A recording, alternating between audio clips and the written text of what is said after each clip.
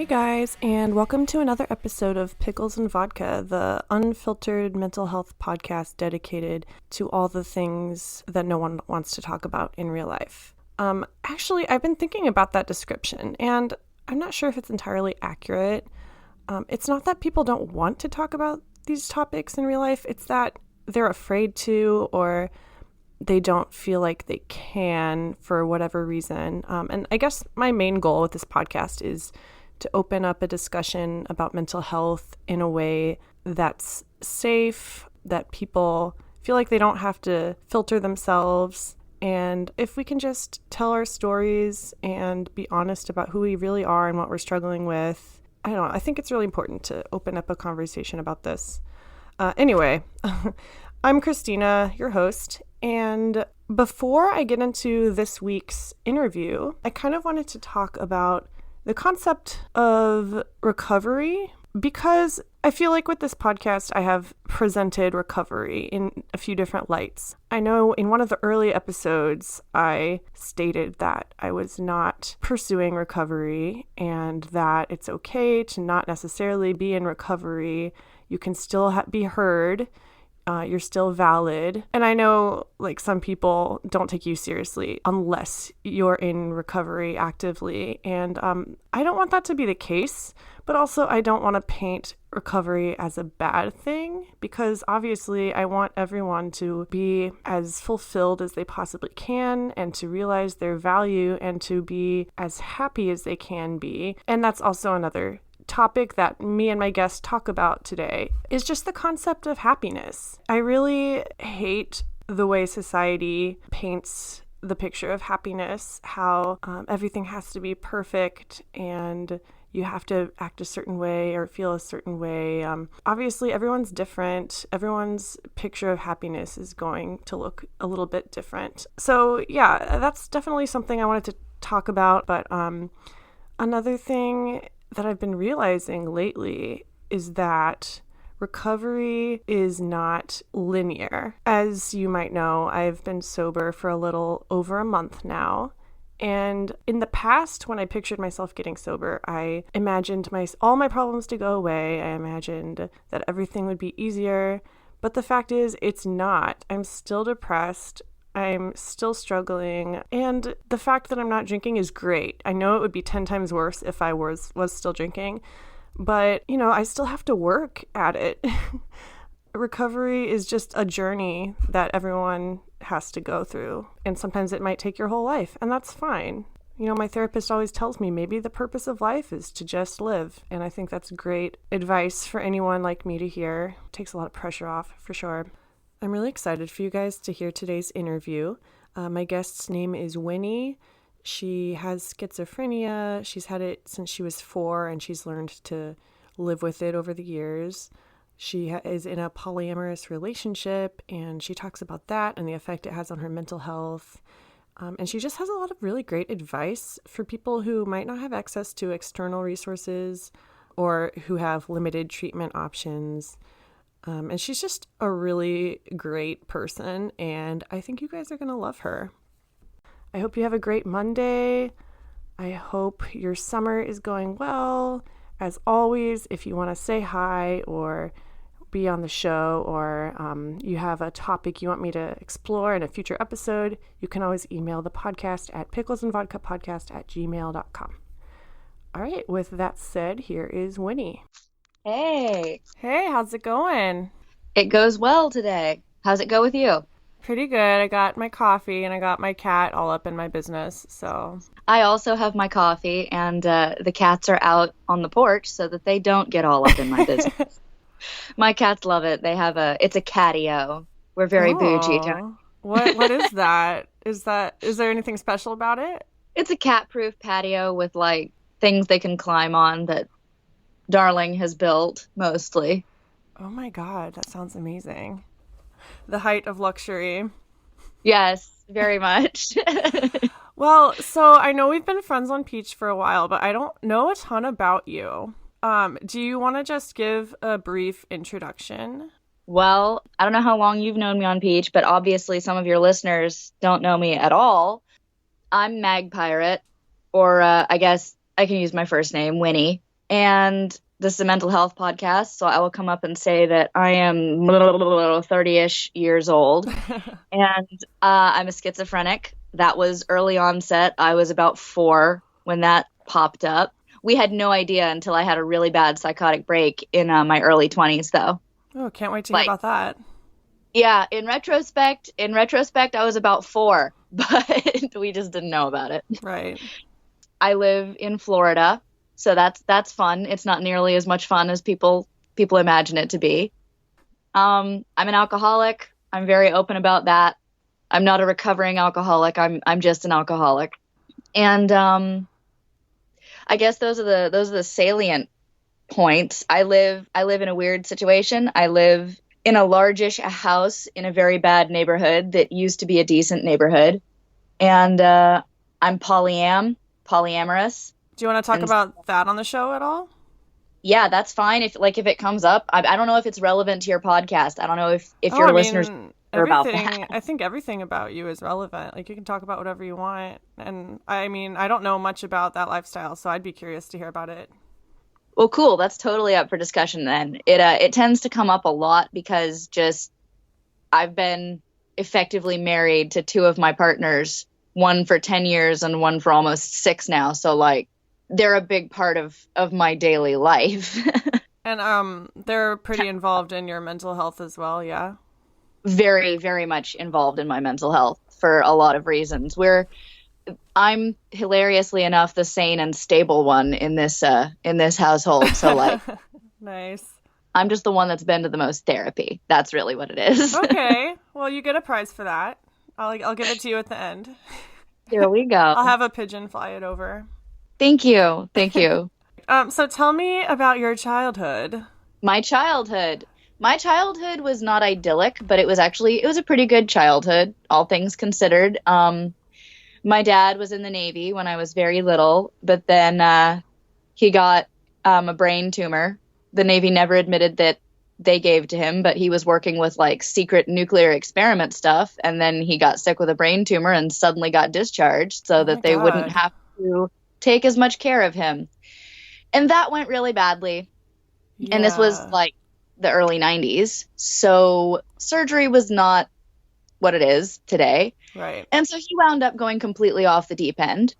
And he left when I was a little kid. And that was a really good thing because, like I said, the brain tumor, we have since reconnected as I'm an adult, and he's, much more stable now because they've managed to surgery has gotten better and they've gotten more of the tumor out. But for my childhood, he was a terrifying presence that was like a stalker and a kidnapper. So that was great. Wow. Yeah. Lot to unpack there. It was very fucked. But on the other side of the family, on my mom's side of the family, I had everything really great. We lived 20 minutes away from my grandparents. My mom worked for my grandfather's small business. And that side of the family, my maternal grandparents, and my mom, we were all really, really close. And my sister and I were both homeschooled, in part because of the whole dad stalking issue. Right. And in part because mom knew there was something funky about me, but she thought that everybody said that I was gifted. That's what they thought it was. My dad was a Mensa member. I joined Mensa in college. So that was what everybody thought it was.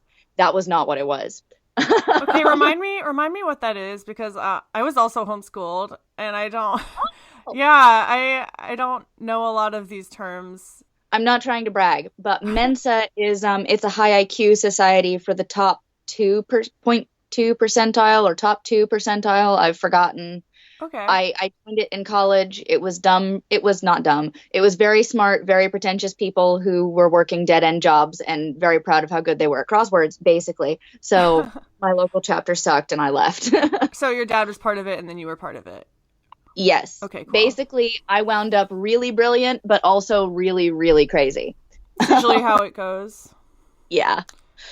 So when I was a kid, everybody thought that I was just really brilliant, and I had some court mandated counseling as part of the divorce, and the counselor was like, yeah, she's gifted. And my mom was like, yeah, she's gifted. And, my dad had always been a little weird because he's also very brilliant and just weird. He's, aside from the brain tumor, perfectly sane. He's just kooky. Okay. Absent-minded professor type. And then my sister The other reason we were homeschooled is because when my sister was 2 years old, she decided that she wanted to be a ballerina for the rest of her life. Older or younger than you?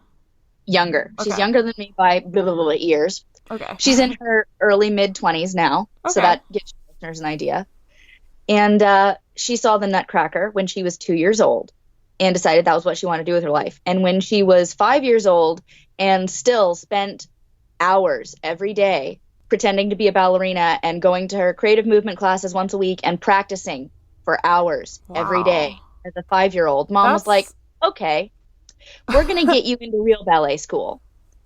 So we found a little tiny ballet school that was run by some Soviet defectors, and Sanu ballet 6 days a week, 4 hours a day when she was 5 years old. That's insane. How did you feel about that? I enjoyed it at first. I also started up with ballet lessons, and it was fun, but I did not love it, and I was not dedicated to it like she was, so I dropped out within a few years. Did you start for her, or like because she was doing it, or is it something you were always interested in as well?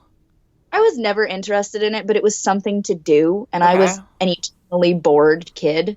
My mom tried really hard, but I was schizophrenic, and we didn't know this. We just thought I had a very active imagination and didn't sleep much. Constantly looking for something to do. So ballet class was something to do. This might be skipping forward a little bit, but can you describe the symptoms of schizophrenia in a child? Just, so we get a little bit of an image. The thing about me is that I have what's considered atypical schizophrenia, because usually one of the hallmarks of schizophrenia is disordered thinking and or delusions. And I don't really suffer from, disorganized thinking, not disordered thinking. Okay. I don't really suffer from either of those. I will occasionally suffer from them very, very mildly, but it's rare. And it's only when things are really bad. Mostly I hallucinate. And I have hallucinated since I was 4 years old. What does that look like for you? All kinds of things, depending on where my mood state is. It can be, most of them are visual. And it can be just like shifting pretty patterns on the walls, like sort of a colored light show sort of a thing. Anything that has a pattern or a texture, I see it like changing colors, like those old Windows Media Player visualizations. Oh yeah. And then sometimes it'll be things like I don't hear voices telling me to do things, but I will occasionally hallucinate, like I will hallucinate someone in the grocery store who tells me, don't forget you needed to pick up melons. And I'm like, oh yeah, thanks. And this person looks totally normal to me because they knew I needed to pick up melons. They're not a real person. And if I turn back around, they're not still there. Okay, so did you really need to pick up melons? And is that why you kind of imagined that? Yeah. Okay. Usually it's something I have forgotten or something that's been pushed to the back burner. So it's kind of useful in some ways. Sometimes it'll be completely that has no bearing on reality.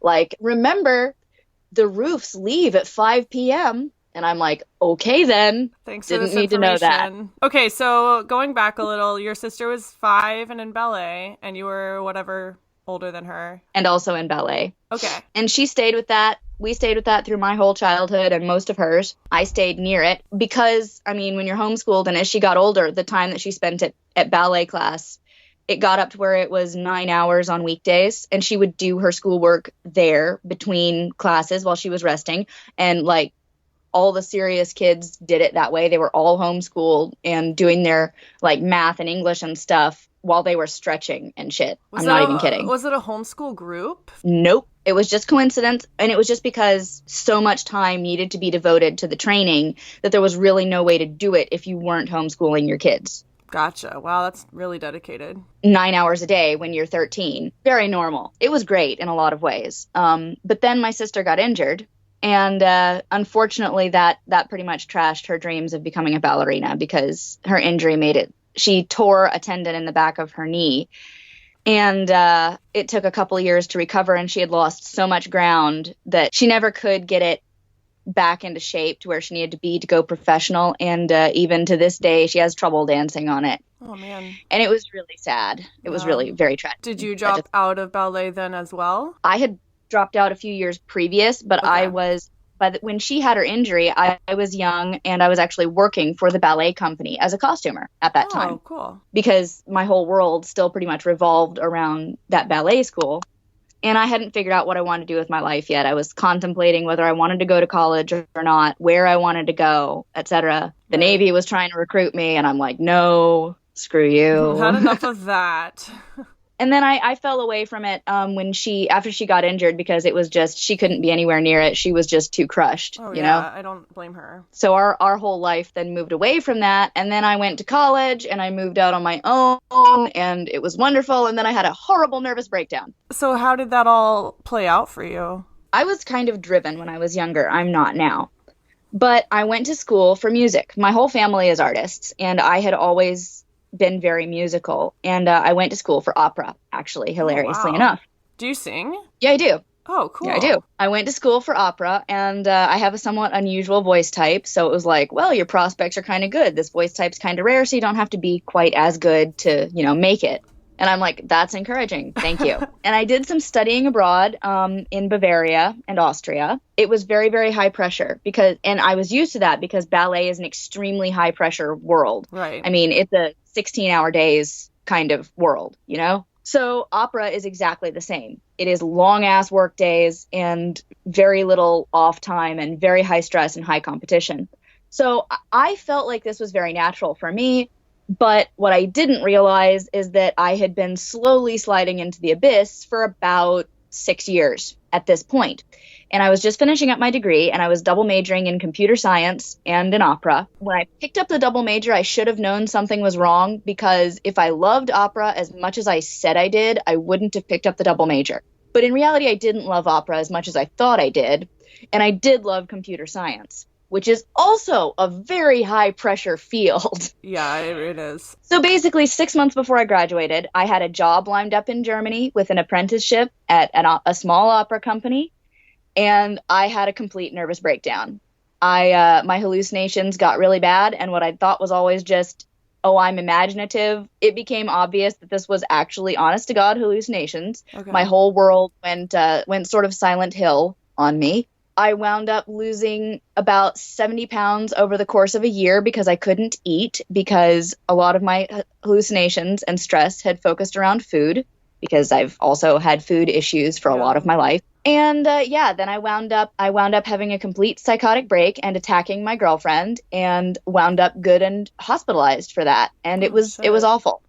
I was 1 semester away from graduating, and because of the way that I got hospitalized and paperwork didn't get taken care of, instead of being able to just withdraw from all my classes that semester, I wound up failing all of them and getting expelled because my GPA dropped so low.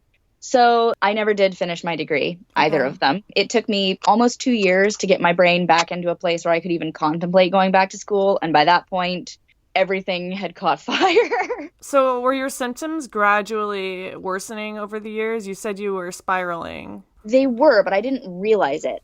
So another thing about my particular type of schizophrenia is that I have schizoaffective type of schizophrenia, which is like a mood disorder combined with schizophrenia. And when I was younger, my mom thought that I might be bipolar because that runs in the family. Okay. But it wasn't ever really bad that she saw. She didn't realize how bad the depression was.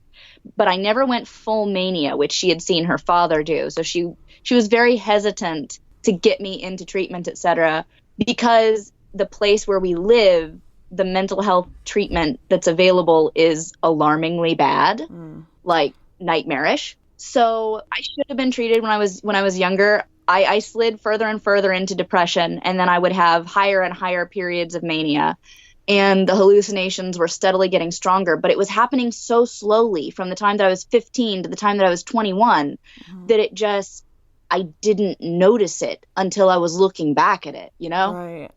So I'm also not too familiar with bipolar. I want to do a whole episode on that later, but can you describe the difference between bipolar and schizophrenia? Absolutely.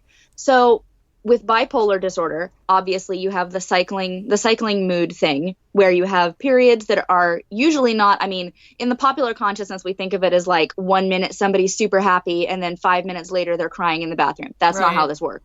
It's like months long periods, and the transitions are usually a few weeks. in between, you know? Okay. Where your mania, you're super high energy, you're very reckless. Everything is, this is your up period. You're not just super happy, you also get ragey. You're kind of like roid ragey the whole time. You have loads of energy. You're very pumped about everything. And when you get angry, it's really bad. Okay. And then, of course, you cycle down into depression. And we all know what a terrible black pit that is. Yes. And this is schizophrenia? This is bipolar. Okay. But this is also schizoaffective schizophrenia.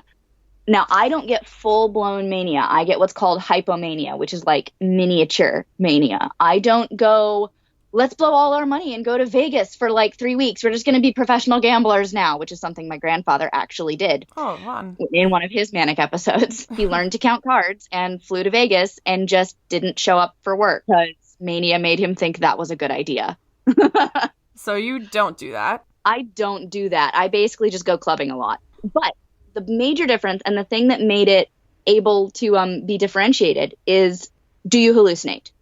In bipolar 1 with severe mania, you can hallucinate. Usually this is because you haven't slept for 4 days and you're getting that kind of hallucination. In schizophrenia, you are having other schizophrenic symptoms. You are having disorganized thoughts, you're having delusions, or you're having hallucinations that don't coincide with severe manic or depressive episodes. They appear to be separate from the mood disorder problem. Okay, they just happen on their own. Right. Okay. And with me, because I hallucinate all the goddamn time, oh, I'm so sorry. I'll try to keep the language clean. Oh, I don't care. Okay, I don't good. think my listeners expect this to be a curse-free show. Okay, good. But with me, because I hallucinate all the time and it's not correlated with episodes of mania or hypomania, and I don't really get manic enough to hallucinate anyways, I do get insomnia, but not as severe as you do with full-blown mania, which is literally like not sleeping for 4 or 5 days until your body physically collapses. That's what really made it able to be differentiated as, okay, this is schizophrenia. But again, mine is atypical. I don't show the kinds of distorted thinking or delusions that usually present with schizophrenia. I don't worry that people can read my thoughts or anything like that. I don't feel like anybody's out to get me or anything that is like blatantly impossible. I do have social anxiety, but that's like a separate but comorbid disorder. Right. But it really confused things when I was trying to get a diagnosis. I have a few questions about that. Is it the kind of illness that gets worse as you get older? It can. What kind of treatment is there for it also? It tends to, well, they put you on antipsychotics. Okay. And it tends to worsen as you go without treatment. Schizophrenia does get worse the longer you go without treatment because turns out hallucinating all the time actually sort of damages your brain a little bit. No. It damages your ability to tell white noise signals from like actual reality. And so you sort of hallucinate more as time goes by. And the disordered thinking and whatnot, that more worsens because your life circumstances tend to worsen. But if you can keep that stable, then it's not really a disease that progresses really severely. And I'm an example of like how not to manage your schizophrenia. I don't manage mine super duper well, but I manage it the best that I can because by the time we caught it, a lot of damage had already been done because, like I said, since I was 4, you know. So going back, you attacked your girlfriend, you ended up in the hospital, and then you got your diagnosis, I'm assuming? Yep, I got my diagnosis. They originally misdiagnosed me as a bipolar 1 and thought that I was having a manic episode. And then I spent like 8 months in hospital. And during that time, they eventually figured out that I was schizophrenic. And it was a horrible experience overall. But I did get my diagnosis. And when I finally got out, I was able to find a much better doctor. And I went doctor shopping. And a couple years later, I got on clozapine, which is an antipsychotic. Okay. I was on a couple of them before that, but clozapine worked the best. And we got the shit under control and got me somewhat stable. And with most schizophrenics, see, the thing is that you can't stay on antipsychotics forever. You can't because you get muscle twitches and those things worsen the longer you're on the antipsychotics and they're permanent. So what do they do exactly? They make you not hallucinate and they fix some of the disordered thinking, some of the like delusions and paranoia, which I didn't have. I just had the hallucinations. And sometimes it's hard to find one that'll actually work for you. Clozapine worked for me. I don't hallucinate when I'm on it, but I'm not on it most of the time because I developed muscle twitches, like pretty bad ones. Okay. And I talked to the doctor, and the doctor was like, well, that happens. And so usually what they do is they get you on it, they get you to where you're not hallucinating anymore, and then they wean you off of it or take you back to the lowest possible dose where you're mostly not hallucinating. And then it's this terrible balancing act between we don't want to hallucinate and cause brain damage, but we also don't want to stay on the antipsychotics and cause brain damage. That sounds exhausting. Yes. With me, we eventually decided that it was the best thing for me because I managed my hallucinations pretty damn well once I was out of that very high stress environment, which severely worsened my schizophrenia. Once I was out of the opera and the computer science, once I was able to be a stay-at-home homemaker and live a less stressful life, the hallucinations aren't so bad. The muscle twitches, however, I wasn't willing to deal with that worsening. I have my hand does a thing where it will just clench itself and unclench itself completely, has nothing to do with my say-so. And I also have a facial tic at the corner of my eye that acts up sometimes. And I didn't want to see that get worse because that was from like 2 years on clozapine. Wow. And I didn't want to see what that was going to be when I was 50. So I was like, oh, let's get off the drugs for now. And if it worsens, I can always get back on them, you know? Yeah. So was your diagnosis a relief for you when you found out? Hugely a relief to find out exactly what the fuck was wrong with me. I mean, at that point, it was very clear that this isn't just, oh, people don't understand her, she's gifted. No, this was something is very seriously miswired here, people. Right. So when you got out, you said you became a homemaker. Were you with your girlfriend that you had attacked? Like, was she still around? Yes, she was. That is the same girlfriend. That is Darling, who I talk about. Yeah, talk a little bit about that. She is the love of my life, and she is wonderful. We got together when I was very young, and we have a very big age gap. We're almost 30 years. She's almost 30 years older than me. Oh, wow. Yeah, that was hilarious. She's a year older than my mother, which made things a little awkward. How did you guys meet? Through church. My grandmother was a pastor. Oh, my God. I love this even more now. My grandmother was a pastor, and Darling, she went to that church. And my grandmother, as she got old and infirm, she needed handyman help around the house. And Darling came around and did stuff at the house. And I was living with my grandmother because my mother and I couldn't stand to live with my mother anymore. My mother and I, our personalities, we can't live together. No. Okay. And this was when I was a late teenager, and I knew Darling from church sort of vaguely. And then she spent a lot of time over the course of a couple of years at my grandmother's house doing things like cleaning gutters or washing off the driveway, mowing the lawn, that kind of a thing. And my grandmother paid her for all this odd job work, but she just would rather pay somebody from church to do it than some rando, you know? And like I said, I was living with my grandmother and taking care of her. She had congestive heart failure. She needed somebody to be there all the time. And I really, really liked Darling, and I developed a huge crush on her. Of course, I thought there was no way that this was ever going to work because she was like the same age as my mom. She clearly wasn't even interested in me. And then one time I just decided, fuck it, I'm going to go for it. And I went for it. And she was horrified at first, but also like, you know, kind of interested. And it's worth noting that though I was very young, I didn't look like, oh, barely legal, jailbait teen. I was very young, but I didn't look especially young. And I had such weird socialization by this point that I really didn't talk or act like most teenagers, despite the fact that I was only 19. Well, I was just about to turn 19 when we got together. Most of my friends were closer to 30 at this point. I can actually relate to that a lot. I've always gotten along better with older people. Exactly. And most of Darling's friends were younger than her. They tended to run about 35 or so. So our friend group, hilariously enough, actually overlapped. We had a lot of friends in common. And so it was less weird than you would think. But it took some pursuing to get her to stop freaking the fuck out about, oh, my God, my pastor's granddaughter, who is 30 years younger than me, is very much trying to come on to me right now. Holy balls. I'm curious. Were either, I mean, she was involved in the church, obviously. What role did that have in your relationship? I wasn't heavily involved in the church by this point. I was the choir director, but I wasn't religious. I was really just doing it because my grandmother wanted me to, and I hadn't gotten into college yet. Darling actually really, really encouraged me to go to college and all that stuff. She was wonderful. She still is wonderful.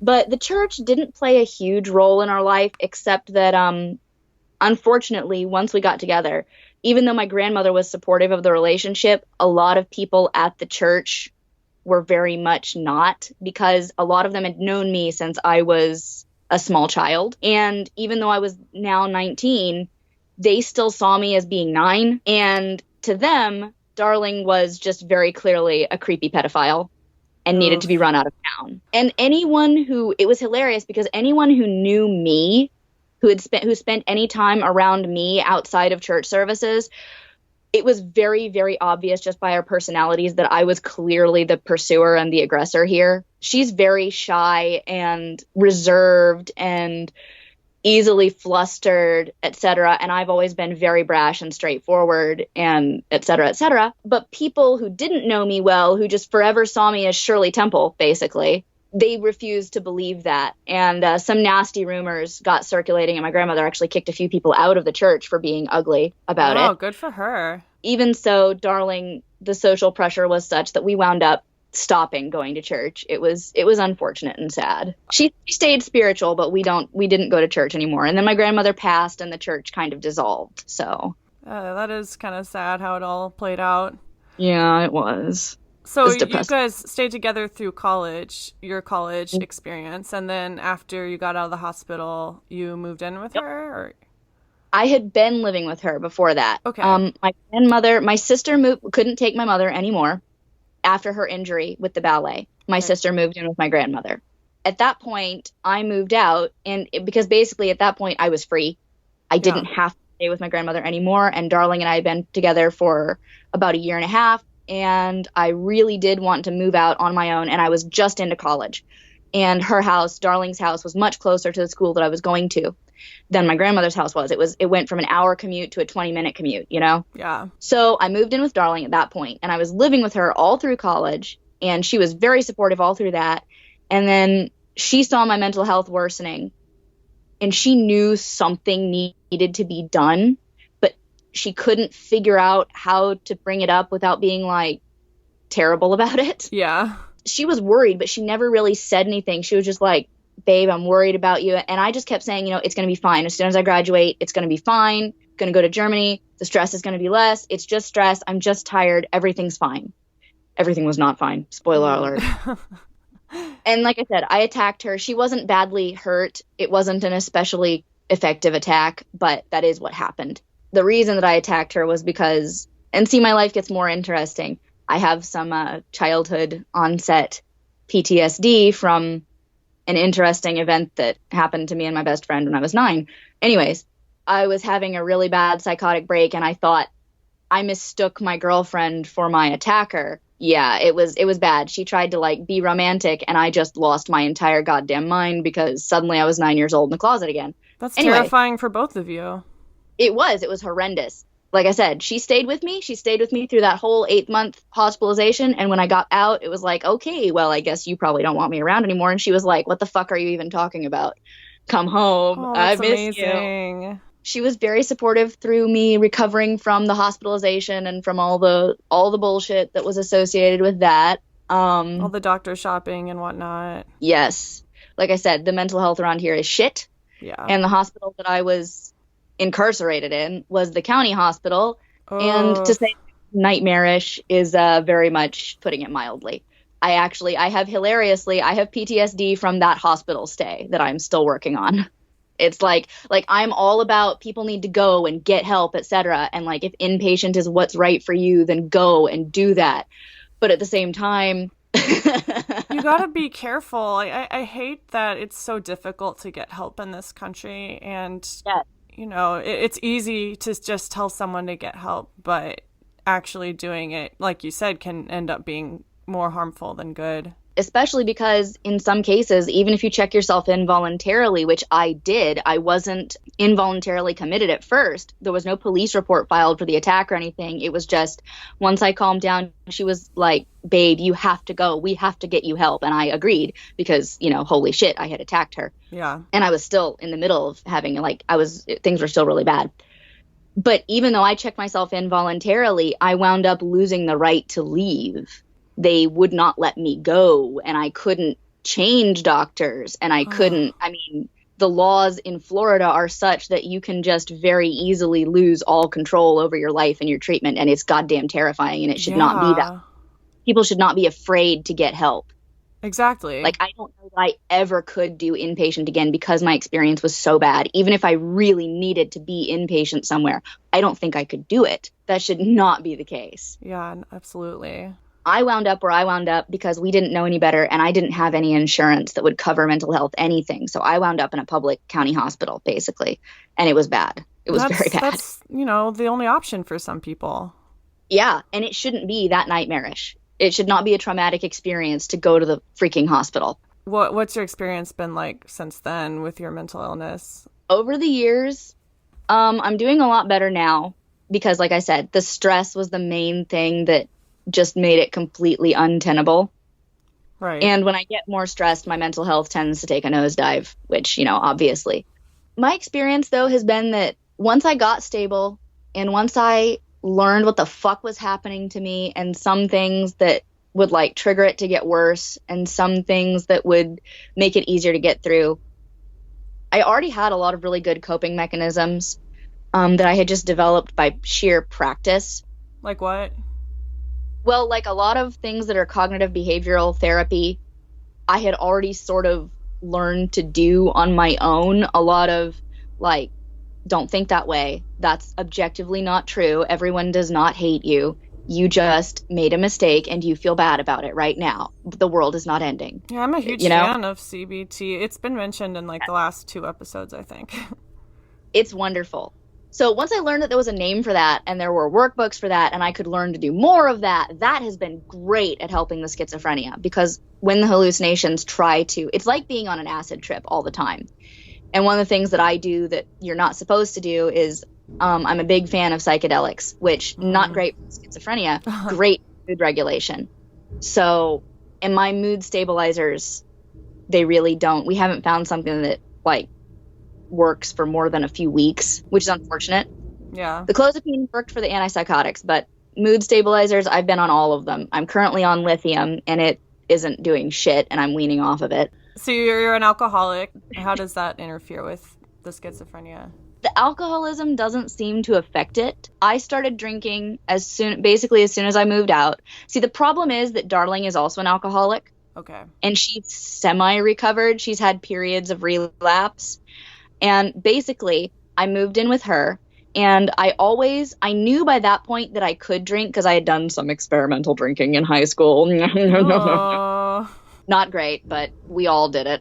I moved in with Darling and I went manic. We didn't know what it was, but I went manic. I started clubbing a lot with friends. I went to a few frat parties. I started drinking. And the thing is that alcohol for me, I don't have a lot of really bad effects from it. I'm also chronically ill. I have several things going on, and it helps me be in less pain from my joints, and it generally makes me happy and relaxed. And I don't really get depressed or moody, and I don't really suffer terrible hangovers emotionally.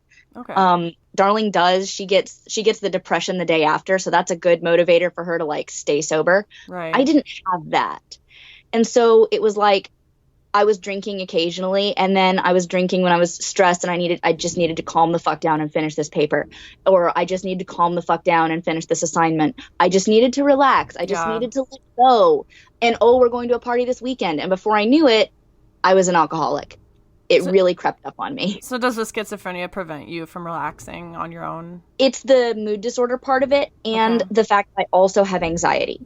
Between those two things, I do have a hard time relaxing on my own. And I like weed, but weed is incapacitating for me. When I get high, I am useless. When I get stoned, I am useless. Darling, she self-medicates for ADHD and depression with weed, basically. Oh, so you guys are kind of opposites in that way. We are. It chills her out and makes her able to focus. And so she's just kind of low-key stoned all the time, and that's fine. And that's so much better than being drunk because she gets depressed and moody and all that kind of shit. Tries not to drink. Meanwhile, I sort of self-medicate with alcohol because it very much improves my mood and it lets me, like I said, be in less pain. But at this point, I've been a full-blown alcoholic for about a decade, and with periods of like tapering back to a reasonable level. I've never done the whole sobriety thing, but I do taper occasionally because when I see that when it gets to the point where I'm like not getting benefits from it anymore, I'm just avoiding withdrawals. Exactly, yeah. It's like, okay, we need to rein this shit in. Yeah. Basically, my whole life has been a series of managing my own mental health pretty much on my own without a lot of professional help, like managing the alcoholism without going to groups or managing the schizophrenia without being on the antipsychotics. So you've probably been through a lot of trial and error. Do you have any tips for people who don't have access to external resources and they have to deal with it on their own? Yeah, I do.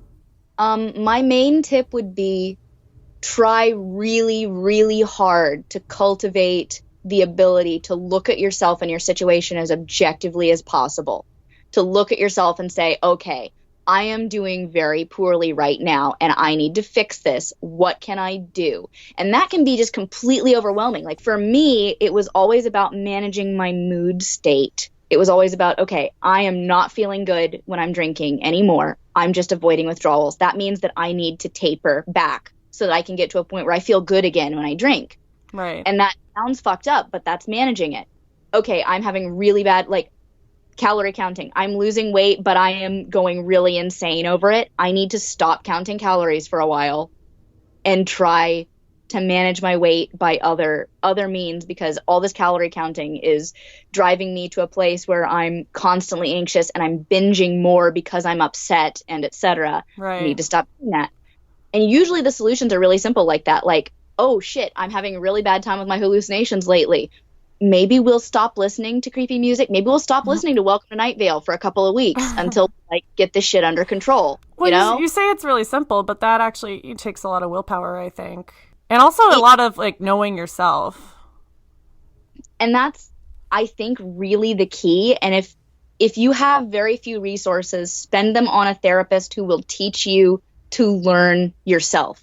I had to do it trial by fire method my whole life, or I wouldn't have survived to this point. But I went to couples therapy with Darling right after the whole psychotic break thing, because things were rocky after that. Yeah. And that was fantastic. Learning better strategies to communicate with her also taught me to communicate with myself better. That's awesome. To be able to talk to myself and be like, okay, what do you need right now? What can we do to make me feel better? You know? Yeah. Permission to like do those things. Permission to, okay, you know what? It is more important that I am less crazy than that I fit into these jeans. So we're going to take a break on the weight management and we're going to do it for 3 months. And usually when it's hard to do it like that, like you have anxiety about the weight, but you're also going crazy over the calorie counting. Yeah. What helped me is, or the Welcome to Night Vale thing. Okay, I'm going to take 1 month and I would mark it in the calendar and I will reevaluate then. Or sometimes it's even as little as a week if it's something that you really can't break off from. Like, I'm going to taper for a week and I'm going to see how I feel then. I like that idea of setting, those small goals for yourself, because sometimes that's all people can manage. And we've talked about harm reduction on this podcast before, but I'm a huge advocate for that. Yeah, same. And so much of it, I think that and we'll reevaluate at the end of this period is really key to making it stick, because you can't always expect that things are going to be fixed after whatever period. And if you do, you get stuck in this weird loop where it's like, okay, well, I know that tapering for a week isn't going to do it, so I guess I better set the goal for a month because that'll fix it. But my God, that's exhausting. I can't do that. I'll start tomorrow. And then you say the same thing the next day. But if you just say, I'm going to taper for a week and then I'll reevaluate. If I feel like I don't want to do this anymore, I don't have to after a week. That makes it so much easier to actually stick to the week. I'm really glad that you found kind of a system that works for you. And I think it does come with age too, knowing yourself better, and you're learning through trial and error. Yeah. Sometimes you just gotta live through some shit, and that sucks, but we all go through it. Yeah. I see that a lot of us, we're very much harm reduction, and we're very sort of settled into our crazy, crazy ways. Yeah. And I've noticed that all of us are like in our 30s. We've lived here for a while, and the ones that are really struggling with it, that are like, oh my God, I can't figure out how to do this. I need to recover. I'm having such a bad time. Those are mostly the younger members. And I always want to be like the big sister and be like, honey, it'll be okay. So much of it is just experience. You've just got through the suck until you figure out how to deal with it. It's not going to get magically better, but I promise you, you will figure out how to deal with it. Yeah, I mean, I'm only 26, but I've been dealing with this for like 18 years now, and I'm just starting to learn more about myself and, find ways to live with this, but also be semi-happy. Yeah, and that's another thing that I would say as a tip for people. Like this, I don't mean to sound depressing, but being realistic is huge for me. I will never be normal. I will never be sane. And if I measure happy based on I want to be perfect, I want to be sane and normal, like that's completely unattainable for me. Even a lot of times, like, happy is unattainable. I'm always going to have cycling moods. I'm always going to deal with depression sometimes. Yeah. I honestly hate that word happy. I know I just used it, but it's such a fake, unattainable ideal. And there are periods of happiness, but you can't just be happy for the rest of your life. Yeah. No one lives like that, especially those of us who are struggling with mental health. That is not the goal. The goal is to have more days that you don't want to die than days that you do. That's it. That's the whole for me. Yeah, my therapist just told me the other day, I was bitching to him about how I can't see the meaning of life sometimes. And he was like, maybe the meaning of life is just to live, like, that's it. You don't have to do anything, but just live. Yes, I like that. Oh, that's good. Maybe the meaning of just to live. I know, I wrote it down.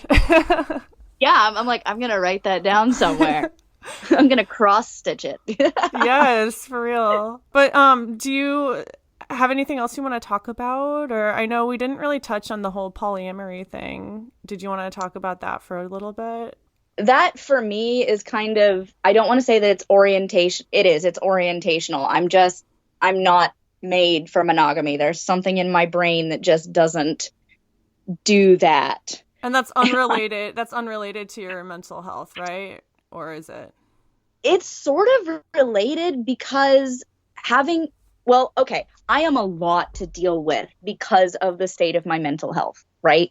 Mm-hmm. It is hard to be with somebody like me because there are a lot of bad days. And even on good days, there's a lot of bullshit sometimes. And so for Darling, when Sweetheart came onto the scene and she had somebody to sort of tag out with when she couldn't be there for me. And that was better for both of us because A, she wasn't getting burnt out trying to be my rock all the time. Right. And B, I didn't have to feel like I needed to rein it in all the goddamn time and not dump on her. And, like there was less walking on eggshells because she could say, babe, I love you, but I can't deal with whatever's going on with you right now. Go talk to Sweetheart. And so they can sort of tag out on which one has more spoons to deal with whatever's happening with me. And they're both also supremely fucked up. Okay. Both of them are learning to deal with their own mood swings and bullshit. Which is interesting because you said you're so much younger than Darling, at least. I don't know about Sweetheart. I'm younger than Sweetheart by several years, about 8 years, I think. I think he's 8 years older than me. But he comes from a background where mental health is not a thing and men don't have emotions. That's sadly, a common occurrence. He's Italian from Chicago, from an immigrant family where, sure, we have lots of emotions, but not those emotions. Right. How has your mental health opened his eyes, if any? Well, part of it is that I use a lot of the strategies just all the time. Like when we would get into a fight, I would start applying the couples counseling and honestly the cognitive behavioral therapy to whatever we were fighting about. Like, we're not communicating clearly right now. I'm too angry to talk to you. I need a break. And then me taking a break would give him a chance to calm down as well. And then I could be like, okay, well, you're saying blah, blah, blah. I think you mean blah, blah, blah. Does that sound more accurate to you? And he could be like, yes or no. And And that sort of taught him to communicate a lot better. Yeah, it starts a conversation. Yes. And then that in our relationship helped him learn to talk about what was going on in his own head. Because when we got together, he has some very severe PTSD. And when we got together, sometimes he would start having a really bad time. And I'd be like, what's wrong? And he'd say, it's nothing. Don't worry about it. I'm fine, et cetera, et cetera. And finally, I could be like, you are clearly not fine. From where I am standing, you do not look fine to me. Is it XYZ? Are you're checking the windows? Have you seen something, or are you worried you're going to see something? And at first he would just say, it's nothing, I'm fine. But after I taught him to communicate better when we were fighting, etc., he got to a point where he could say, I haven't seen anything yet, but I know there's something out there. And then I could say, okay, do you know there's something out there, or do you feel like there's something out there? And he got really annoyed with that a few times because it is a little bit patronizing. But eventually it got to a point where he would say, I feel like there's something out there. And now he can recognize I'm feeling anxious. And then he can deal with it in ways that aren't pacing around and checking the windows. So being in a relationship with two other people who are also struggling with their mental health, do you find it to be empowering, or does it ever trigger you? Both. There's actually another person in the relationship at this point, but he's not living with us. Okay. And he also is crazy. Wonderful. And I know some of your listeners may not like that word. I'm one of the reclaim crazy, mad pride people. But I think it's okay if you say it. I feel like I kind of get to being as supremely fucked as I am. You've earned it, yeah. So anyways, in some ways, it's very empowering, and it's very helpful because we understand what's going on. And Darling especially, she, like, when I get really bad with the depression, my hygiene tends to take a nosedive, and that's unfortunate. And it's embarrassing and unflattering, but like, Sweetheart is getting there. He doesn't suffer from the depression like that, but he can see that this is not my normal. And Darling, who does suffer depression like that, it's just managed. She can be like, yeah, that's a thing. She's not just being gross. She legitimately doesn't have the energy to get up and do that. It's impossible to make yourself care when you're at the point that she is. And so they can support each other a little bit like that. And there's a kind of understanding that you don't get with normal people who are like, why can't you just get better? And so they understand that. And so there's a lot more, I'm not going to say leeway, but there's a lot more understanding of the reality of the struggle. But at the same time, when one of us goes down, we all tend to go down. Yeah. And that makes it so much harder to climb out of the pit. It's usually me that sets the barometer for how things are going to go. Because if I can keep it together, either Sweetheart or Darling can have a low point. And if I can keep it together, the other one is usually okay. And I can sort of, we can wait that out. We can wait out a period of depression with Darling. We can wait out a really bad PTSD anxious week with Sweetheart. But if I go down, both of them immediately start spiraling because they're not as good at managing their own shit. And I do a lot of the emotional regulation in the house. And so without me there to do it, then, like I said, everything tends to go to shit, and trying to pull us all three up out of that hole is much harder than just trying to pull one person up. That's exhausting. How do you get out of those periods?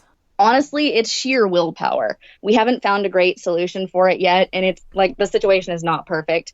Darling has lived a lot of her life very depressed and also very alcoholic, and she's gotten very good at making herself go through the motions of living, making herself brush her teeth and go to work, even if she really doesn't feel like it. Yeah. So she can keep functioning. Sweetheart kind of stops functioning after a while, and he'll miss a lot of work and etc.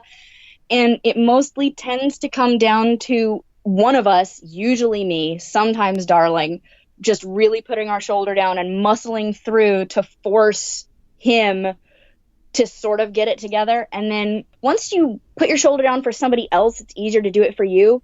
Like, I can't make myself get out of bed, but I can make myself get out of bed long enough to get him out the door for work and then go back to bed. Yeah, it's like that stupid image of, you have to put your oxygen mask on before you can help someone else. But then once I do that for a week or two, usually it's easier for me to make myself get out of bed for me. It's like having a pet as your reason to get up in the morning. Yes, I can totally relate to that. When they start really spiraling, when things get to a point where we can't keep living like this, it's like something clicks in the back of my brain, and I get this second wind of willpower where I am able to, not for my own sake, but for their sake, somehow muscle through it. And I don't know how that works, but it does. Whatever works for you. And I think, that can be a positive to being in a relationship when you're mentally ill. I know a lot of people feel like they can't deal with it in their state, but I think there are some benefits for sure. Yeah. Like I said, for somebody like me who's just, recovery is not you're perfect, you're cured. There's never going to be perfect and cured. I believe that there are people who, if you find the right combination of meds, etc., you can lead a totally normal, sane life. That's not going to ever be the case for me. I can't imagine trying to be in a relationship with somebody who was more mentally healthy, more mentally stable. That would be so unfair to them, because it's like, when you're all struggling, you understand each other's struggles, and it's like, I feel you. We're all in this sinking ship together. But I would feel like I was dragging somebody down. I think it is important. It is important to be able to relate to your partner's mental illness, but I also think both of you have to be on the same page in terms of harm reduction or what your goal is, because otherwise you're just going to drag each other down. I didn't even think of that, but yeah, that's a major theme with me and all of my relationships, is that we do the harm reduction thing here. We do the coping thing here, not the cured thing here. And for all of us, we're all kind of in a point where it's like, cured is not even a distant dream. That's not a possibility. So yeah, harm reduction. Harm reduction is great. And recovery, quote unquote, looks different for everybody. For some people, recovery might just mean living. And that's fine. Yeah, that's fine. But it is important to be on the same page about what recovery looks like and what your goals are, like you were saying, because otherwise you're going to get frustrated and you're going to get bogged down. It's just not going to be a good time. Yeah. Do you have any last thoughts or advice for the listeners? In everything in my life, I have found that communication is key, whether it is trying to balance 3 romantic partners where communication is absolutely the most important thing in the entire world, or trying to find a good doctor where, again, communication is really, really key. Even when it comes to managing my own mental health, communicating with myself. If you do nothing else to learn to manage your bullshit, go to a sort of couples workshop, learn to communicate, learn the floor method, learn what black and white thinking is, learn not to do that. Yes. Learn to and learn to talk to the people around you effectively. That will save your ass. I love that you said learn how to communicate with yourself, because that's really hard sometimes. It is. But if you're going to keep the ship from completely sinking, you have to learn to do it. You have to. Yep. There's just no other way. I totally agree. Well, thank you so much for coming on the show. This was so much fun. Good. I'm glad you enjoyed it. I had fun too. I really love talking to you. What are your plans for the rest of the day? My plans for the rest of the day are to do laundry, and then if I can get everything clean in time, we're going to a drag show later. Oh, fun. Yes. Well, enjoy the rest of your day. Thank you so much for doing this again. I appreciate it so much. Thanks for having me, and I hope you have a good rest of your day, too. And Thanks. Snuggle that cute kitty for me. Oh, all the time. It's all I do. All right, bye. Bye.